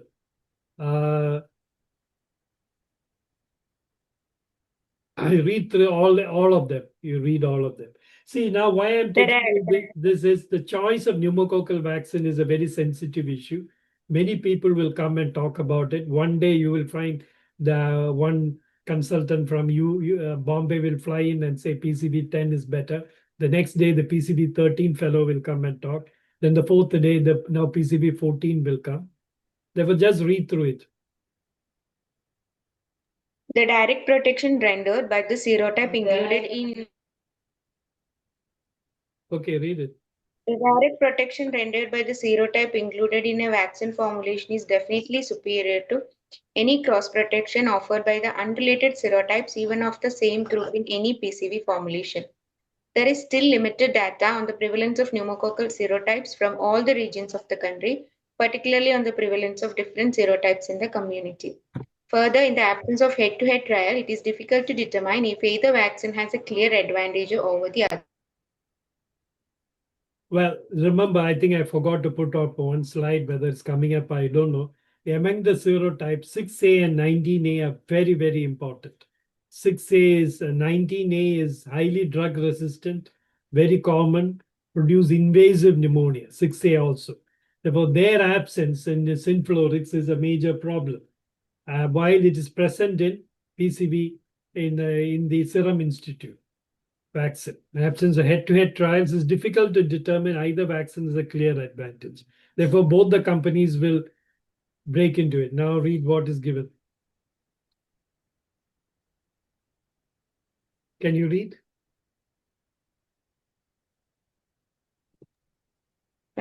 From 2020 to 2020, Gavi will offer countries a choice among 3 pneumococcal vaccines, one from Pfizer and one from GSK and one from Serum. So far, the 3 products appear to have equal efficacy. The only difference is price. WHO expert group on vaccine, the strategic advisory group of experts concluded in a report in February that there is at present insufficient evidence of a difference in the net impact of the Pfizer and GSK pneumonia vaccine on overall disease burden. And serum vaccines promises to be just as effective. Look at the reference. Is a low-cost pneumonia breaks in the market published in Lancet. Okay, equal efficacy. They say the only difference is that's a sweeping statement they have made. But I would say that if you look at the studies, definitely PCB 13 has an edge because it contains 6A and 9A. Definitely over synflorix it has, and we will come to the fact that what it drops, what the Serum Institute vaccine drops. Definitely. Therefore, here we are coming into the most important question. What vaccine will you choose in private practice? That's what we are coming into. Now, can you read it carefully now? You can read it, PCB 10. PCB 10 is synflorix. Read it. Whole thing you should read.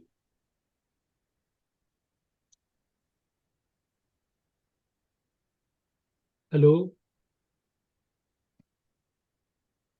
Vaccine PCV10 serotype does not contain 6A and 19A. WHO pre-qualified. Disadvantages are 2 doses for catch-up immunization above 2 years. Special advantages, lower cost than PCV13 and use internationally for last 12 years. There's one thing you should realize that these vaccines, PCB 13 maybe 20 years, PCB 10 maybe 15 years is available. About 2 years, this PCB 10 you have to give 2 doses, while PCB 13 you have to give only 1 dose, and PCB 14 and PCB Serum Institute you cannot give. Catch up it cannot give about 2 years. Now, does not contain 6A and 19, a huge disadvantage because they are very important pathogens. Now come to 10-valent PCV, which is Serum Institute. Read it. 10-valent PCV contains 6A and 19A, 4 and 18C not included. It's a WHO pre-qualified. Disadvantage is catch-up, approved only up to 2 years, first dose before 1 year. It's a low cost, made in India in universal immunization program, tested in 2+1 or 3+0 and 3+1 schedule. Remember here, I have written like this. Yes, it is tested. 3+0 is in India, but they advise. But the Serum Institute people inform me that 2+1 and 3+1 are also tested. Yes, it is tested, but it is tested in Gambia. Therefore, the drug controller of India has sanctioned it only for 3+0 regime in India. But we are using 2+1. We were using 2+1. Even the government of India is discarding what is DCGI is telling. Drug Control of India, they advise for 2+1. Now PCB 13. PCV 13 does not have 22F and 13F and also 24F. Disadvantage is a cost. It's a special advantages in use internationally for last 14 years. Catch up about 2 years single dose. Approved for adult above 50 years. One thing which I missed out here is it is approved even 5 to 18 years by the ACBIP. I should have written it this there.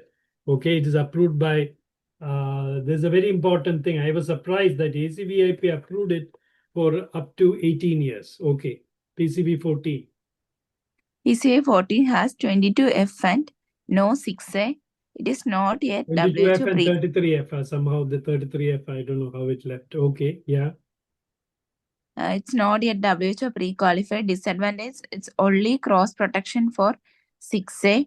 And special advantages, it's less costly than PCV 13 made in India in universal immunization program. Protection against future 22F and 33F. Studies only for 3+0 schedule. Yeah, studies. This is a very important point. You see, I don't know how they approved it in India.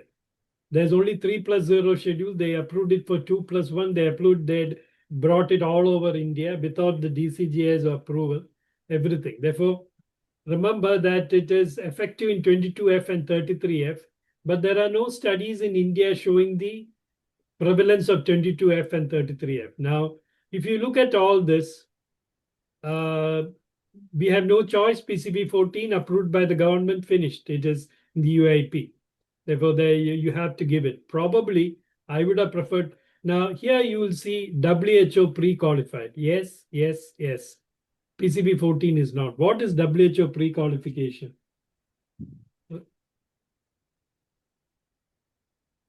Can you tell me, Dr. Rose, what do you mean by, suppose they ask you WHO pre-qualification of drugs as a short note, or immunization, I'm saying. Is it required for pre-qualification? The WHO does wants to bring about vaccine only have good quality.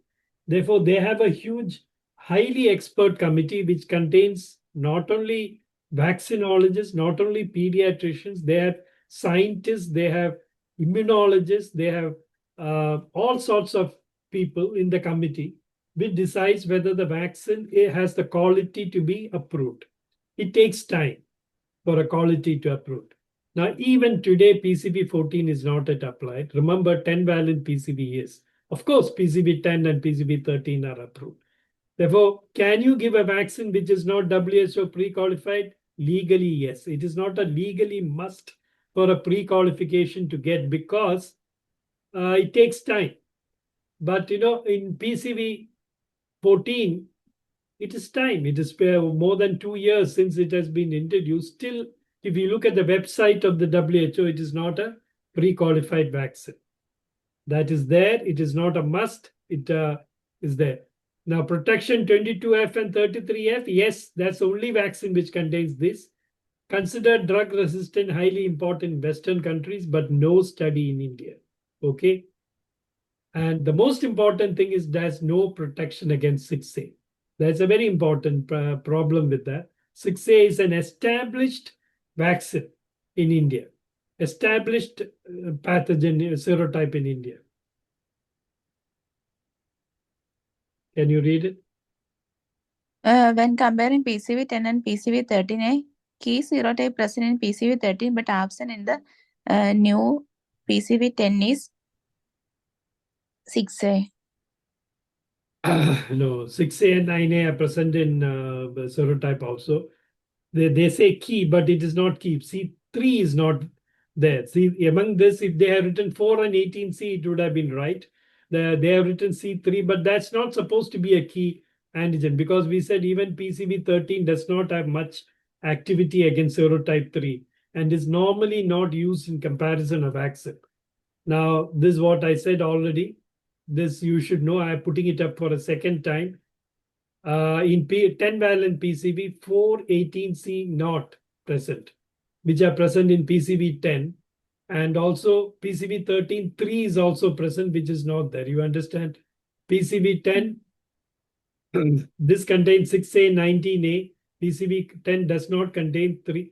First, look at PCV13. Here it will contain C, 6A, and 19A. Here, PCV10 valent PCV does not contain that serum 3, but that is not very significant. It's not a key serotype because even PCV13 does not have much action among that. PCV10 does not contain 3, 6A, and 19A. That's a huge problem because these are important pathogens. Now, what does 10 valent PCV drops, which the other two have? It is 4 and 18C. What is the significance of it? We will come to it in the subsequent slides. PCV14 contains 22 and 33, but drops 9A. 6A. 6A is an internationally known severe pathogen. 22F, yes, internationally, but in India, there are no studies showing this is important. Now, remember one thing. The people in the vaccine, the vaccine producing companies, especially Anju, you are there? Sir പോയിട്ടുണ്ട് sir. Okay. Now, what happens is the WHO guidance document on non-inferiority immunogenicity assessment of new PCV formulation, recommending choosing licensed comparators that have the highest number of serotypes in common with the new vaccine. Okay. When a new vaccine is introduced, you should compare it with the highest number of serotypes that are present. Therefore, when 10 valent PCV, when the what you call Serum Institute induced, instead of choosing PCV13, okay, what did the Serum Institute do? They compare which has 6A and 19A as comparator. They benchmarked it to the least immunogenic. They compared it with PCV10. Okay, this is PCV10 is Synflorix. They compared Serum Institute vaccine to PCV10. PCV10 is not the highest number of serotype. They should have compared it with PCV13. That was a clear case of cheating they did. And what they found was that PCV10, also, these patients have 19A and 6A, and they compared it with 3. Therefore, there was a type of cheating they did with that. Now, the question is, you might ask, why serotype 4 and 18C is dropped in 10 valent PCV? 4 and 18C is dropped in 10 valent PCV. We said that, is it not? 10 valent PCV means Serum Institute. Is it not a big problem? The reason why they keep is, according to the mean strategic advisory group of immunization 2017, if you look at the multiple studies, the prevalence of 4 and 18C are very less. 1.7 is the highest. Some of them are less. Some of them are even 0%, etc. Therefore, prevalence of 4 and 18C in Asian and African countries very low, according to Serum Institute studies, which are there in the studies by the Strategic Advisory Group of Vaccine. That is why dropping 4 and 18C in Serum Institute vaccine is not a major problem. But, but that is so. But in science, you have the opposite thing also. International studies show they have graded vaccine among the serotype-specific disease potential of streptococcal pneumoniae, highly invasive serotypes, statistically significant. Multiple studies, you find here 18C, here you find 4 and 18C, here you find 18C. Therefore, in international studies, in multiple studies except 2, 10 valent IPD serotype coverage globally 71 points. The international studies show that 4 and 18C are highly invasive serotypes and statistically significant. I put up this slide for the first time. It was not shown in any of the other slides, but taken from a standard article. That is, therefore, remember, yes, 10 valent PCV, which is given by the pneumococcal, drops 4 and 18C. It is not in Asian and African countries. It has shown not to be a very important pathogen. But internationally, it is an important pathogen. Whether the studies in India and African countries have been complete is a little questionable. Okay, now come to the next. Can you read?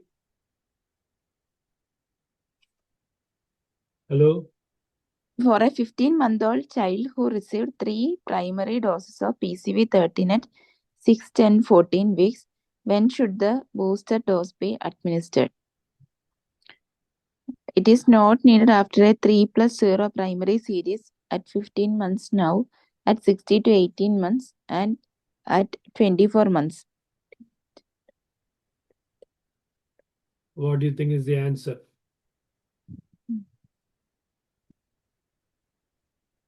That's Yes, come at 15 months. Will you give it now or you ask you to come after 1 month?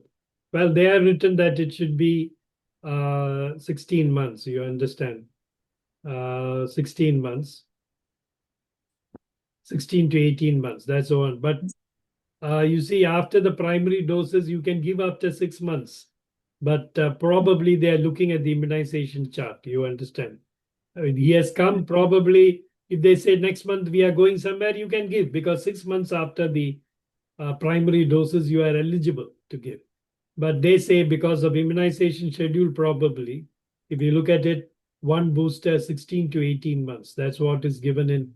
And if you look at, I looked at it carefully. If you look at the national immunization schedule also, it is given 16 to 18 months, while the no, this is sorry, this is not about the pneumococcal vaccine. If you look at no, if you look at the national immunization schedule, 15 months, it is MRI and PCV13 if you are not given before. If you look at the IAP schedule, they have written it. If you look at DTP, where is PCV? They have written recommended age is 12 months to 18 months. Therefore, I don't know why the answer is given as 6. But you can give it 15 months also. Therefore, sometimes the MCQ can be tricky. Now, read the answer. Lasima, you are there? Sir, Yeah, read it now. the primary reason for recommending surveillance for pneumococcal disease for at least 5 years after introducing a PCV into a national program is to monitor for vaccine manufacturing defects, long-term safety issue like autism, serotype replacement and changes in antibiotic resistant patterns, public acceptance and vaccine coverage rates. Yeah.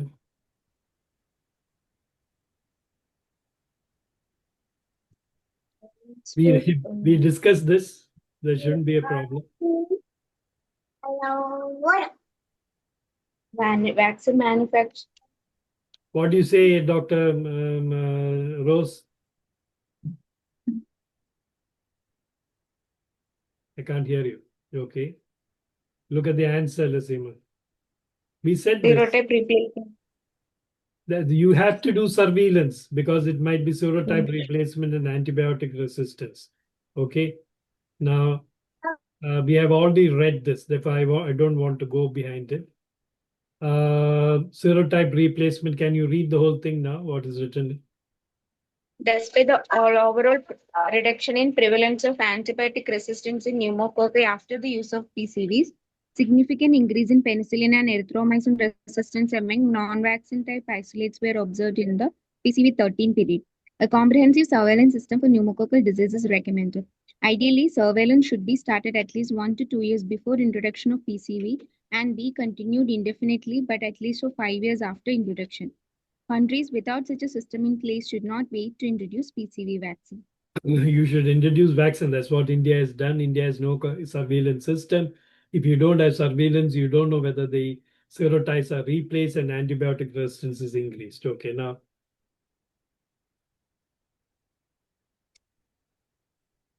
Can you go through it fast? In a clinical trial, if a new PCV demonstrates lot-to-lot consistency, it means the vaccine is effective against all serotypes in every batch. B, different manufacturing lots of the vaccine produce comparable immune responses. C, the vaccine can be stored at different temperature without losing potency.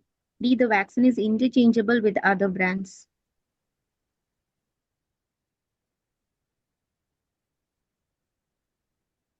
This is a very simple question. Different manufacturing lots of vaccine produce comparable immune response. If you know English, you can answer. That is lot-to-lot consistency. One of the requisite for pre-qualification is all this. You understand? If you want to, a 3-triangle objectives for a licensed pre-qualified PCV, they can ask you what are the qualities by which a pre-qualification is done. Lot-to-lot consistency, immunological non-inferiority for serotypes, other non-inferior, non-interference with all EPA vaccine, acceptable safety and tolerability, immunological memory. Okay, in that particular schedule you should do. This is when you occur. Okay, in the question number 36. A 30-month-old child has never received any pneumococcal vaccine. According to the IAP guidelines cited, is pneumococcal still indicated for this child? Yes, it can be given as a single dose. Yes, a full 3-dose primary series can be initiated. No, because it is only licensed for active immunization up to 2 years of age. No, because it is only available in the UAP for infants.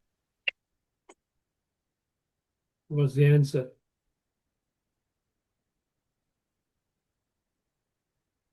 Well, it's so difficult. Rose, can you answer? Help Lasima. So a straightforward question I asked. Yes, sir, full 3. No, because it only licensed our Yeah, it's active only immunization. licensed up to 2 years. If you want to give a vaccine, which one will you give? Quick catch-up immunization. 30-month-old child, immunocompetent. You can give immunocompetent up to 5 years. I told you, PCV about 24 months, PCV 13 single dose, PCV 10 2 doses, 8 weeks apart. If you're giving Synflorix 2 doses, 8 weeks apart, PCV 13, Prevnar single doses enough. PCV 14 and 10-valent PCV Serum Institute to the PCV 14 you can't give. Okay, it cannot be given. All right, this much you must know. No, because only lies immunization up to 2 years. PCV serum valent you cannot give. Read it. 10-valent PCV.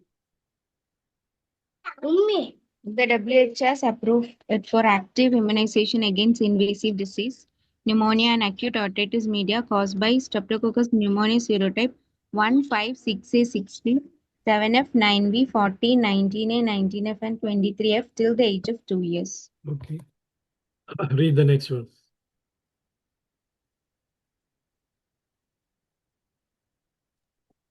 Which of the following statement about the efficacy of PCVs against otitis media is supported by the document?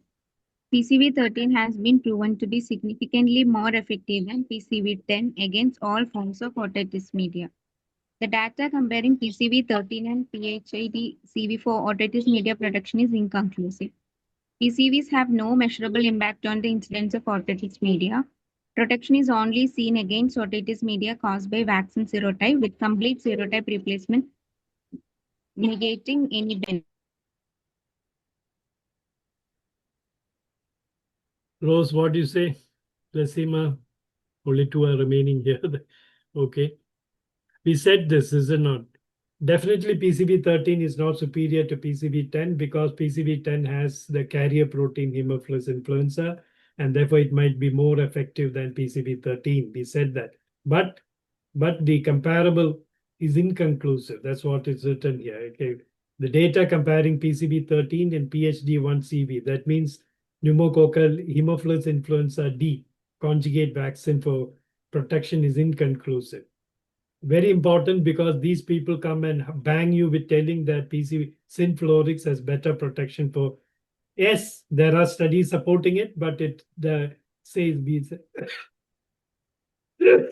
we read this already. You can read it once more. Let's see. Only 4 studies allow some degree of direct comparison between PCV 13 and PHID CV. These studies suggest PHID CV may offer better protection against some otitis media outcome than PCV 13 because the present data is inconclusive. But the present data is inconclusive. Okay. Okay, now. What is the primary route of administration for both PCV 13 and PPSV 23 as stated in the document? Subcutaneous for both, intramuscular for both, intramuscular for PCV 13 and either intramuscular or subcutaneous for PPSV 23. oral for PCV13 and intramuscular for PPSV23. What do you say? Well, I was surprised by the answer. I mean, I was surprised what is given in IAP. The intramuscular for PCV13, either intramuscular or subcutaneous here. They are telling a pneumococcal polysaccharide vaccine can be administered intramuscular in the deltoid muscle or subcutaneously. Now, little surprised because subcutaneous injection is generally not given for bacterial vaccine. It's given maximum because it does not have dendritic cells. We are not very happy to give it for bacterial vaccines, but they are telling it can be given for polysaccharide vaccines. Okay. Why intradermally you will give bacterial vaccines, IM you will give bacterial vaccines, but not subcutaneous. A little surprised that the polysaccharide vaccine is given subcutaneously. Okay, 29.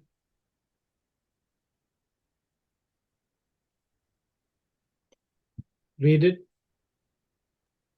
According to the According- documents Let's see, read it. Finish. concluding advice, what is the most important message for clinician in private practice regarding pneumococcal vaccination? Always use the highest valent vaccine available. Any pneumococcal vaccine is better than no vaccine. Vaccination should be delayed until the child is 1 year old for maximum efficacy. Vaccination is only necessary for children with underlying health condition. What do you say?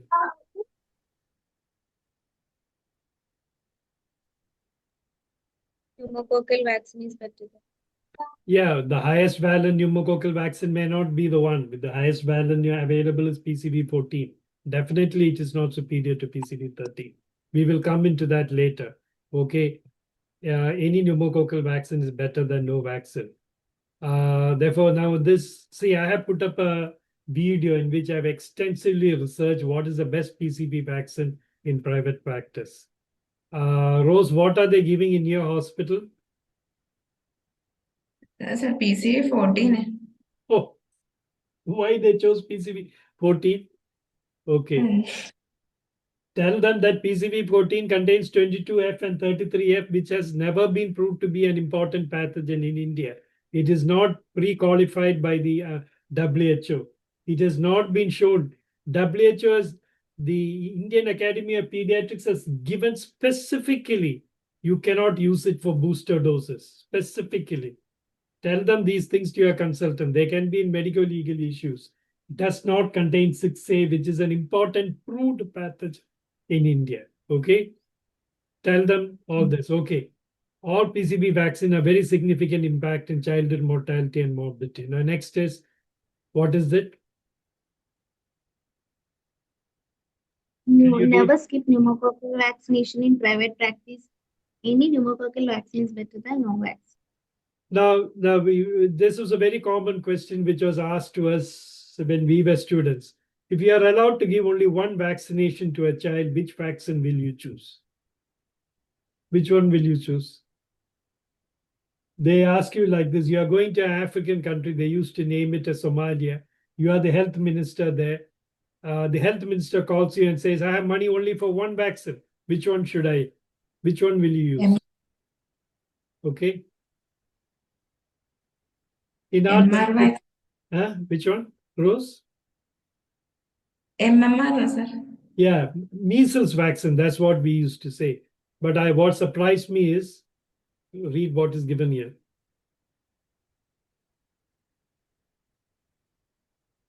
Read what is given. Never skip pneumococcal vaccination in private practice. Any pneumococcal vaccine is better than no vaccine. As per WHO, pneumococcal disease is the world's #1 vaccine preventable cause of death among infants and children less than 5 years of age. Little debatable. Probably they are thinking of a scenario where measles has almost been controlled. That's why they are telling like this. Now, there's a problem here sometimes. You know, this I have gone to even the IAP conferences in which they have said, we had a case, the child was given Synflorix and the patient developed invasive pneumococcal pneumonia, not responsive to antibiotic. It was the daughter of a child nurse there in that particular tertiary care, one of the best hospitals in, probably the best hospital in pediatrics in Trivandrum. And the nurse said, why did you give me pneumococcal 10? Why didn't you give me PCV 13? And they had a very difficult time. Therefore, suppose you find a patient has been given pneumococcal 10, and by the government sector, it comes to you with invasive pneumonia. What will you say in Aster? So Rose, we had two such cases. yeah, We had to recently last 2 weeks. they gave the vaccination the government sector. No, from private sector only. And what did you tell them? Private sector only they gave, and still you had the vaccine. What did you tell them? The polysaccharide vaccine was advised. No. What vaccine was given to the child? 13. In spite of it, they got it, is it? Yes. Why did you advise polysaccharide vaccine? So for further, to prevent further. But you think the patient is it known that if you have PCV 13, you can still get pneumococcal vaccine? Will be the serotypes present in the pneumococcal strain vaccine, or in the by serotypes not in the this No. one? Okay, now read this. This is an invasive pneumococcal disease in Children's Hospital in America, 2014 to 17. Okay, read what is given here. PCV 13 serotypes, especially serotype 3, 19A and 19F, continue to account for nearly a quarter of invasive pneumococcal disease in US children from 4 to 7 years, and PCV 13 was introduced. Underlying conditions are more common in children with a non-PCV 13 serotype invasive pneumococcal disease. Immune evaluation in otherwise healthy children with PCV 13 serotypes invasive pneumococcal disease, despite receiving more than 2 PCV 13 doses, did not identify an immunodeficiency. Okay, what you have to understand is nothing is 100%. But when you see an invasive pneumococcal disease, most probably in an immunocompetent child, it is the same strains present in the pneumococcal vaccine. It can happen. Documented in the Western world. Okay, it doesn't mean he has underlying conditions. You can investigate for him.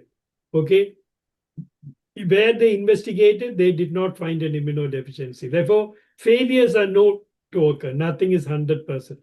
But what you should not tell the patient is, look, PCV 14 is there, PCV, maybe it is 22F and 33F. No, it is usually the strains present in the vaccine which you gave. Usually, that's what is normally seen.